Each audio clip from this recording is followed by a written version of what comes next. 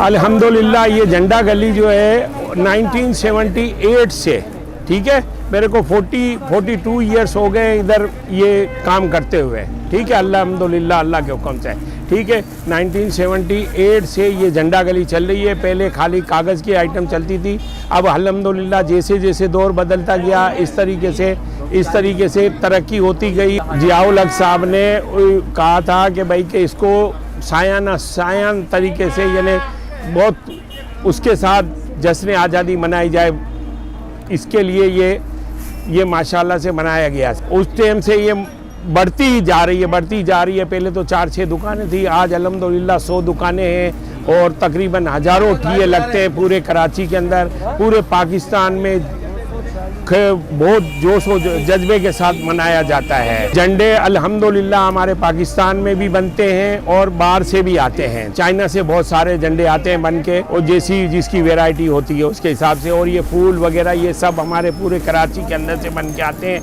लाहौर से, फैसलाबाद से, सब जगह से यहाँ पर बन के आते हैं। ये बेज वगैरह भी हैं, छोटी झंडियाँ भी हैं जो कि स्कूल वगैरह में भी लगती हैं, और रोडों पे लगाने के लिए भी झंडियाँ लगती हैं, कागज़ की भी लगती हैं, प्लास्टिक की भी लगती हैं, और उसकी आपका अल्लाह भला करे कपड़े की भी लगती है। कपड़े के बड़े बड़े झंडे 50-50 foot, 10 by 50 foot, 10 by 100 foot चौड़े बड़े बड़े झंडे बनाए जाते हैं। झंडा गली से तो वैसे तो ये पेपर मार्केट कहलाती है, लेकिन यहाँ पर जो है ना 90% झंडे भी मिलते हैं, पेपर की आइटमें भी मिलती है, डेकोरेशन आइटम भी मिलती है। यहाँ से पूरे पाकिस्तान में भी जाता है, लाहौर वगैरह से भी यहाँ पर आता है। और यहाँ पर जो छोटे छोटे लोग जो है ना ठिये लगाने वाले, छोटी छोटी दुकानों वाले, औरंगी टाउन में भी जाता है। यहाँ पर अपना लसबेला, 3 हट्टी, पावर हाउस, पूरे कराची में यहीं से जाता है। ये होलसेल की मार्केट है।